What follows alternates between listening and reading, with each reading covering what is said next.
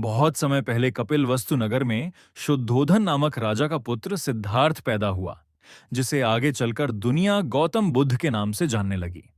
सिद्धार्थ का जीवन बहुत सुख सुविधाओं में बीता, लेकिन जब उन्होंने पहली बार महल से बाहर निकलकर बुढ़ापा, बीमारी और मृत्यु देखी, तो उनके मन में प्रश्न उठे कि जीवन का असली उद्देश्य क्या है और क्यों इंसान दुखों से ग्रस्त रहता है। उन्होंने निश्चय किया कि वे इस सत्य की खोज करेंगे और इसी उद्देश्य से उन्होंने परिवार, वैभव और राजपाट सब छोड़ दिया और संन्यास ले लिया। सिद्धार्थ ने जंगलों में जाकर वर्षों तक कठोर तपस्या की। कभी कई दिनों तक भूखे रहे, कभी शरीर इतना कमजोर हो गया कि केवल हड्डियों का ढांचा मात्र रह गया, लेकिन उनका संकल्प अटूट रहा। कई बार ऐसा लगा कि शायद अब वे जीवित नहीं बच पाएंगे, लेकिन फिर भी उन्होंने हार नहीं मानी, क्योंकि उनके मन में यह दृढ़ विश्वास था कि जब तक सत्य की प्राप्ति नहीं होती वे पीछे नहीं हटेंगे। अंततः एक रात वे बोधि वृक्ष के नीचे ध्यानस्थ होकर बैठ गए और प्रण लिया कि जब तक ज्ञान प्राप्त न होगा वे उठेंगे नहीं, चाहे जान ही क्यों ना चली जाए। रात भर वे विकारों, भय और मोह के प्रहारों से जूझते रहे, लेकिन अडिग बैठे रहे। सुबह होते होते उनके भीतर ज्ञान का प्रकाश फैल गया और वे बुद्ध हो गए।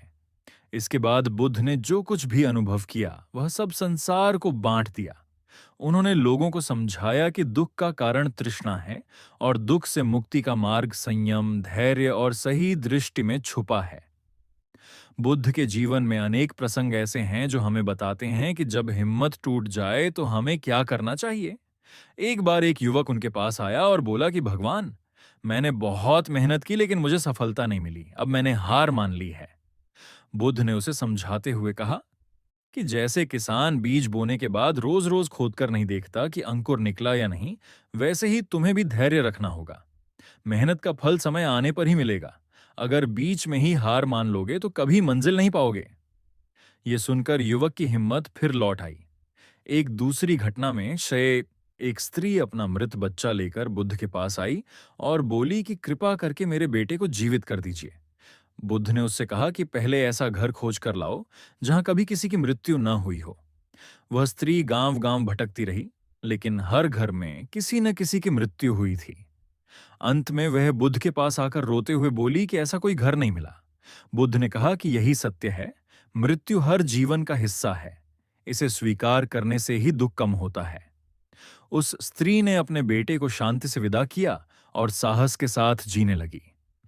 एक और प्रसंग है जब एक व्यक्ति बुद्ध को अपमानित करने के लिए गालियां देने लगा, लेकिन बुद्ध शांत बैठे रहे। शिष्य ने आश्चर्य से पूछा कि भगवान, आपने उसे रोका क्यों नहीं? बुद्ध ने मुस्कुराकर कहा कि अगर कोई तुम्हें उपहार दे और तुम स्वीकार न करो तो वह उपहार किसके पास रहेगा? शिष्य ने कहा कि देने वाले के पास। बुद्ध बोले कि ठीक, वैसे ही गालियां भी उपहार की तरह हैं। अगर हम स्वीकार न करें तो वे उसी के पास रह जाती हैं। हमें क्रोध क्यों करना चाहिए? इस घटना ने शिष्यों को धैर्य और संयम की शक्ति सिखाई।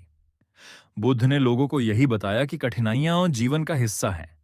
हिम्मत टूटना स्वाभाविक है, लेकिन हार मान लेना कमजोरी है। अगर हम धैर्य और संयम के साथ प्रयास करते रहें तो हर समस्या का समाधान मिलेगा। बुद्ध के जीवन से हमें यह शिक्षा मिलती है कि कठिनाइयों से भागना नहीं चाहिए, बल्कि उनका सामना करना चाहिए। सिद्धार्थ ने जब राजमहल छोड़ा था तब उनके सामने अनेकों कठिनाइयां आईं। शरीर कमजोर हो गया, मन कभी डगमगाया, लेकिन उन्होंने हार नहीं मानी। अगर वे उस समय बीच में ही हार मान लेते तो आज हम गौतम बुद्ध और उनके उपदेशों को नहीं जानते। इसलिए जब भी जीवन में आपको लगे कि अब आगे बढ़ना मुश्किल है, जब आपकी मेहनत का फल देर से मिलता है, जब आपके सपने अधूरे रह जाते हैं और मन टूट जाता है, तब बुद्ध की यह कहानी याद करिए। सोचिए कि अगर उन्होंने इतने कष्ट सहकर भी हार नहीं मानी और सत्य की प्राप्ति की, तो हम भी क्यों हार मान लें? हिम्मत टूटना इंसान की फितरत है, लेकिन टूटकर बैठ जाना उसकी कमजोरी है। जीवन में जब भी कठिन घड़ी आए तो यह याद रखें कि हर रात के बाद सुबह होती है, हर अंधकार के बाद प्रकाश आता है। अगर आज दुख है तो कल सुख भी अवश्य आएगा। हमें केवल धैर्य, संयम और विश्वास के साथ आगे बढ़ते रहना है। बुद्ध का संदेश यही है कि दुख से भागो मत, उसे समझो और स्वीकार करो, तभी समाधान मिलेगा। हिम्मत न हारो, प्रयास करते रहो, क्योंकि सफलता उसी को मिलती है जो अंतिम क्षण तक डटा रहता है। यही जीवन का असली मंत्र है।